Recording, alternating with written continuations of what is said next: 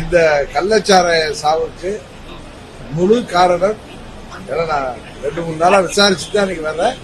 இங்க எங்க பால்ராஜ் இங்கே கள்ளக்குறிச்சியில் கமிஷனரா உள்ளவரு, 3வது முறை கமிஷனரா உள்ளவரு. அவர்கிட்ட நான் தொடர்ந்து தொடர்பாக கேட்டுட்டு இருக்கேன். நகர செயலாளர், எங்க மாவட்ட செயலாளர் கோவிந்தன், அது மாத்திரம் இல்லாம எங்களுடைய பொருளாளர் எஸ்கே செல்வம்லாம் இங்க தொடர்புல இருக்காங்க, வந்து போறாங்க. நான் கேட்ட வரைக்கும் இது ஆட்சியாளர்களின் என்ன சொல்ற ஃபெயிலியர் தான். இந்த கவர்மெண்ட் ஃபெயிலியர். அதற்கு முழு காரணம் இங்க ஆளுங்கட்சியை சேர்ந்த நிர்வாகிகள், சட்டமன்ற உறுப்பினர்கள், அதற்கு பொறுப்பு ஏற்றிருக்கின்ற அமைச்சர், இவர்கள் தான் காரணங்கிறது கிளியரா தெரியுது. இதுல இன்னொரு பெரிய வருத்தத்தக்க விஷயம் என்னன்னா, இங்க போலீஸ் ஸ்டேஷனுக்கு பின்னாடியே இந்த கள்ளச்சாராய வியாபாரம் நடந்துட்டு இருக்கு. இது எப்படி உளவுத்துறை மூலம் முதல்வருக்கு போய் சேர்ந்துச்சா, முதல்வர் கவனத்திற்கு போனதா, இல்ல முதல்வர் தெரிந்தும் கண்டுகொள்ளாம விட்டாரா, இல்ல அவரால் கண்டிக்க முடியவில்லை? ஏன்னா முதல்வர் பலமுறை பொதுவெளியில புலம்பியதெல்லாம் நான் தொலைக்காட்சியிலேயே பார்த்திருக்கோம். டெய்லி தூங்கி எந்திரிச்சா என்னால நிம்மதியா தூங்க முடியல. காரணம் என்ன நடக்குது? கட்சி நிர்வாகிகளும், சட்டமன்ற உறுப்பினர்களும், அமைச்சர்களும் அவர்கள் நடவடிக்கை எனக்கு பயத்தை தருதுன்னு அவரே சொல்லியிருக்கார். இதற்கு இந்த கள்ளச்சாராய சாவுகளுக்கும் அன்னைக்கு கூட பார்த்தோம், மாவட்ட கலெக்டர் அப்படியெல்லாம் பேட்டி கொடுத்தது. இதெல்லாம் பார்க்கிறப்ப ஆளுங்கட்சியுடைய தலையீடு, அவர்களுடைய அராஜகம் அது இந்த பகுதியில் மிகவும் அதிகமாக இருக்கிறது தான் பொதுமக்கள் நம்ம விசாரிக்கிறவர்கள் தெரிய வருகிறது.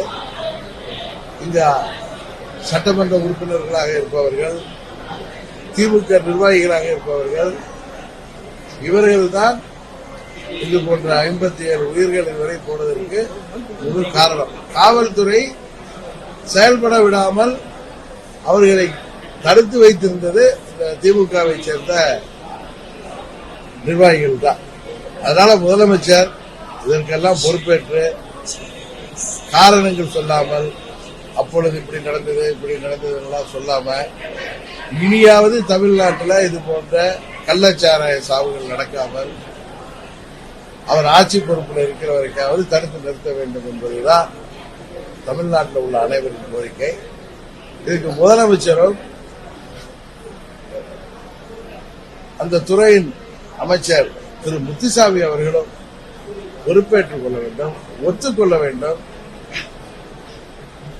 இங்கே தவறான அவர்களுடைய கட்சிக்காரர்களின் செயல்பாடுகள் தான், அதிகார துஷ்பிரயோகம், அடாவடித்தனங்கள் தான் இந்த கள்ளச்சாராய மரணங்களின் காரணம். காவல்துறை செயல்பட விடாமல் அவர்கள் தடுக்கப்பட்டதாகத்தான் பொதுமக்கள் சொல்கிறார்கள். அதனாலதான் பஸ் ஸ்டாண்டு பக்கத்திலே இந்த சாராயம் அது 70 வருடங்களா 70 கேஸுக்கு மேல வாங்கினவரே தொடர்ந்து அவர் இதே சாராயம் காய்ச்சிறது, அது விற்பது, இந்த தொழில இருக்காங்க. இதுக்கெல்லாம் காரணம் ஆளுங்கட்சி தான். இதை முதல்வர் பூசி மறுப்பாமல் ஒத்துக்கொண்டு இதை மறைக்காமல் இனியாவது இது போன்ற நிகழ்வுகள் தமிழ்நாட்டில் நடக்காம அவர் பார்த்துக் கொள்ள வேண்டும் என்பதுதான் எல்லோருடைய கோரிக்கை.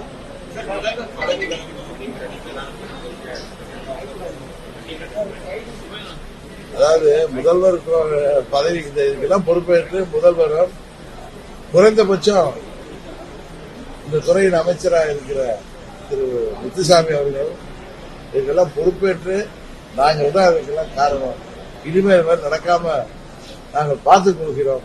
இதை நாங்கள் எங்களுடைய நிர்வாக கோளாறு, ஆட்சியில ஏற்பட்ட ஒரு தவறான முடிவுகள், இன்னும் சொல்ல போனா எங்களுடைய கட்சிக்காரர்களை நாங்கள் கட்டுப்படுத்த தவறியது, இதுதான் இதற்கெல்லாம் காரணம் என்பதை அவர்கள் ஒற்றுக்கொண்டு இனியாவது இது போல நடக்காமல் பார்த்துக் கொள்ள வேண்டும். ஏன்னா நம்ம அவங்களுடைய ரிசர்வேஷன் எல்லாம் கேட்டா கூட அவங்க ஆட்சி முடிஞ்சு மக்கள் தூக்கி எறிகிற வரைக்கும் அவங்க இதை விட்டுலாம் விலகிறவர்களுக்கு பெருந்தன்மையானவர்கள் கிடையாது, பொறுப்பேற்பவர்கள் கிடையாது. இன்னும் அவங்க ஆட்சி இருக்கிற இந்த 1.5 ஆண்டுகள் இது போன்ற நிகழ்வுகள் நடக்காமல் அவர்கள் கட்சிக்காரர்களை கட்டுப்படுத்தி காவல்துறையும் மாவட்ட நிர்வாகம் சரியாக செயல்படுவதற்கு அனுமதிக்க வேண்டும் என்பதுதான் எல்லோருடைய கோரிக்கை.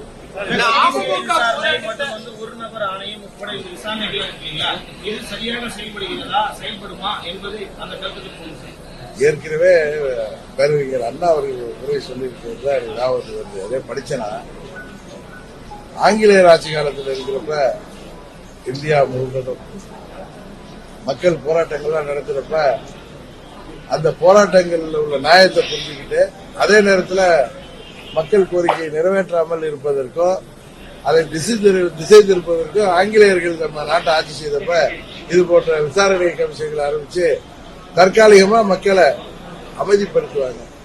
அது போலதான் இப்பயும் இந்த ஒரு நபர் கமிஷன் ஆணையம் ஏற்கனவே 22 பேரை குருவிய சொல்ற மாதிரி சுட்டாங்களே 13 பேரை தூத்துக்குடியில அதுல விசாரணை ஆணையம் அமைச்சு அது நீதிபதி அவர்கள் கொடுத்த அறிக்கையின் பற்றி என்ன நடவடிக்கை எடுத்திருக்காரு. அந்த உயிர் போனவங்க காக்கா குருவியை சுட்ட மாதிரி சுடப்பட்டு இறந்தவர்களுக்கு அதற்கு காரணமானவர்கள் அதற்கு உத்தரவு கொடுத்தவர்கள் அதை செய்தவர்கள் அவர்கள் மேல் எந்த நடவடிக்கை இல்லை. இன்னும் சொல்ல போனா அதுல சம்பந்தப்பட்ட அதிகாரிகளுக்கு பதவி உயர்வே இந்த ஆட்சியில கிடைச்சிருக்கு. அது மாதிரி இன்னொரு ஆணையம் அமைச்சாங்க ஆறுமுகசாமி ஆணையம்னு இருந்து மக்கள் வரிப்பட வீணானதுதான் மிச்சம். நான் நீதிபதியை நான் குறை சொல்லவில்லை. அவர்கள் கொடுக்கின்ற அறிக்கை மீது எந்த நடவடிக்கை எடுக்காது. 3 மாசம் ஆனா மக்கள் அதை மறந்துடுவாங்கன்னு இன்னும் பாருங்க. ஒரு 2-3 மாசத்துக்கு தமிழ்நாடு முழுவதும் காந்தியை போல இவர்கள் செயல்படுவார்கள். எங்கேயுமே சாராய வியாபாரம் எதுவும் இருக்காது. 3 மாசம் கழித்து மீண்டும் இதெல்லாம் தொடர ஆரம்பிக்கும். இதுதான் நடக்குது. தயவு செய்து ஆட்சியாளர்கள் தங்களுக்கு ஆள மக்கள் உரிமை கொடுத்திருக்கிறார்கள். பணத்தை கொடுத்து மக்களை விலைக்கு வாங்கி விடலாம், எலெக்ஷன் வர்றப்ப ஓட்டுக்கு பணம் கொடுத்து அப்படிங்கிற மனநிலையை விட்டுவிட்டு அவர்கள் இந்த ஆட்சியாளர்கள் தகுந்த நடவடிக்கை எடுத்து மக்களோட உயிரோடு விளையாடாமல் இந்த அரசாங்கம் செயல்பட வேண்டும் என்பதுதான் என்னுடைய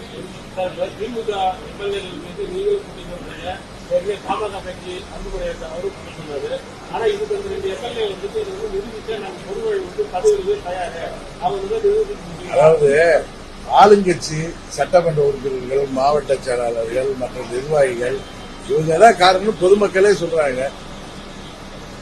இது போய் நிரூபிக்கிறதுனா என்ன? இறந்து போனவர்கள் உறவினர் வைத்து இவங்க தான் காரணம் சொல்றாங்களா இல்ல அதிகாரிகள் வந்து சொல்லுவாங்களா? இருக்கிறவங்க காரணம் இங்க உள்ள குறிப்பா இப்ப உளுந்தூர்பேட்டை சட்டமன்ற உறுப்பினர் பத்தி எந்த குற்றச்சாட்டு இல்லையே. இங்க சின்ன சேலம், ரிஷிவந்தியம் சட்டமன்ற உறுப்பினர்கள் பற்றி தான் எனக்கு பழக்கப்பட்ட ஊர்கள் தானே. சங்கராபுரம் அவர்கள் மேலதான் சின்ன சேலம், சங்கராபுரம், ரிஷிவந்திய சட்டமன்ற உறுப்பினர்கள் மீது தான் குற்றச்சாட்டு.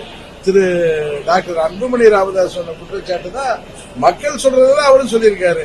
இது நிரூபிக்கணும். இது வந்து வர்ற தேர்தல்ல நீங்க ஓட்டுக்கு 5000 ரூபாய் கொடுத்தா கூட மக்கள் உங்களுக்கு எதிராக வாக்களிக்கும் போது நிறுவனமாகும். அதனாலதான் சிபிஐ என்கொயரி நடந்தா உண்மை நிலவரம் தெரிய வரும். அதுக்காக தான் எல்லாரும் சிபிஐ என்கொயரி போடணும். ஏன்னா state police failure, intelligence failure. முதலமைச்சருக்கு தகவல் போடிச்சா போயிருந்தாலும் கண்டு காணாம விட்டுருக்காரா கட்சிக்காரர்களை, இல்ல தெரிந்து செய்யட்டுன்னு விட்டுருக்காரா அப்படிங்கறதெல்லாம் தெரிய வரும்.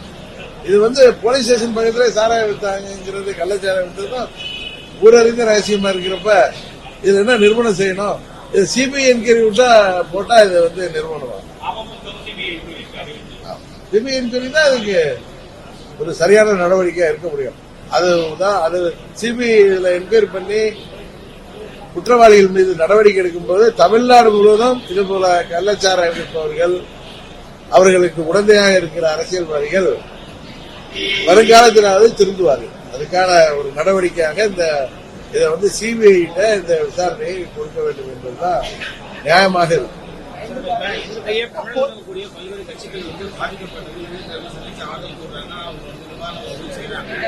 இப்போ தமிழக அரசு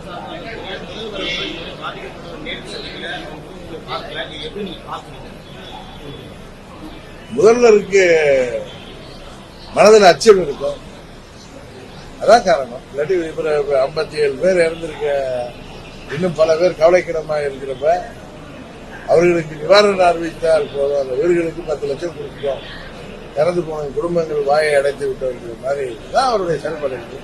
மனசாட்சி அவரை நிச்சயம் அச்சுறுத்தல. ஏன்னா அதுக்கு காரணமானவர்களே அவங்க கட்சிக்காரங்கிறது எல்லாருக்கும் தெரியும். காவல்துறையை கை கட்டி போட்டிருக்கிறார்கள் தெரியும். அதனால அவர் வரலன்னு நான் நினைக்கிறேன். போராட்டம் எப்பங்க அமமுக சார்பில் ஏதாவது போராட்டம் இருக்கா? பாப்போம், முதல்வர் என்ன நடவடிக்கை எடுக்கிறான்னு பாப்போம். இப்ப பாஜக சார்பா தமிழ்நாடு முழுவதும் ஆர்ப்பாட்டம் நடத்துறாங்க, மற்ற எதிர்கட்சி நடத்துறாங்க. பாப்போம் என்ன முதல்வர் என்ன செய்யறாரு. நாளைக்கு அதிமுகவும் போராட்டம் வச்சிருக்காங்க. அடுத்தது முதல்வருடைய நடவடிக்கை எப்படி இருக்கு, இங்க பாதிக்கப்பட்ட குடும்பங்களை, பாதிக்கப்பட்டவர்களை இங்க கள்ளக்குறிச்சி பகுதிக்கு இங்க கருணாபுரத்திலேயே அது சுற்றிப்பட்ட கிராமங்களையும் விசாரிக்கிறாருன்னு பார்ப்போம். அதுக்கப்புறம் நம்ம என்னன்னு பார்ப்போம். முதல்வர் இனிமேல் இது போன்ற தவறுகள் நடக்காம அரசாங்கத்தை நடத்தணுங்கிறதுக்கான ஒரு சாவு பணி மாதிரி, ஒரு அலாரம் மாதிரி இதை அடிச்சிருக்கு. இது சரியா நடந்துக்கணுங்கிறது தான் எல்லாருடைய விருப்பம், கோரிக்கை. என்ன செய்யறான்னு பார்ப்போம். அசம்பிளில பெரிய பிரச்சனை நடந்திருக்கீங்க, அதிமுகக்கும் திமுகக்கும் மற்ற எதிர்கட்சிகளுக்கு பிரச்சனை நடந்திருக்கு. ஆட்கள்லாம் தூக்கிட்டு வெளியே இது அளவுக்கு பெரிய பிரச்சனையா இருக்கு. என்ன நீங்க சொல்ல வைக்கப்படுறீங்க? அசம்பிளில அப்படி நடந்தது இல்ல. இங்க கள்ளக்குறிச்சி சட்டமன்ற உறுப்பினரே அதிமுக தான். இங்க இவ்வளவு கள்ளச்சாராயம் காவல்துறை காவல் நிலையத்துக்கு பின்னாடியே வச்சிருக்காங்க. அவர் என்ன பண்ணிட்டு இருக்காருன்னு தெரியல. அவரை யாரு வாய்ப்புற வச்சது தெரியல. இவங்க அங்க போராட்டம், அவங்க எம்எல்ஏ இங்க இருந்தவர்னால இத அங்க அசம்பிளியில ஏற்கனவே கொண்டு வந்து. ஏன்னா போன வருஷம் முதல்வர் என்ன சொன்னாரு, அந்த மரக்காணம் கலவரத்துக்கு அப்புறம் எல்லாத்தையும் அடங்கிட்டோம், இனி ஒரு சொட்டு கூட கள்ளச்சாரம் இருக்கவர்கள் பெருமை பேசினாரு. அப்ப கூட சட்டமன்ற உறுப்பினர் அன்றைக்கு கூட சொல்லியிருக்கலாமே. அன்னைக்கு கூட அவங்க கட்சி தலைவர் பழனிசாமி சொல்லி இதை பிரச்சனை எழுப்பியிருக்கலாம். இன்றைக்கு அவர்கள் போராடுறாங்க. இது அவருக்கு சட்டமன்ற உறுப்பினர் இங்க ஏடிஎம்கே, அவருக்கு தெரியாம இது நடந்திருக்குமாங்கிறது தெரியல. அப்படி இருக்கிறப்ப அவங்க ஏற்கனவே இந்த பிரச்சனையை கிளப்பிருக்கலாம்.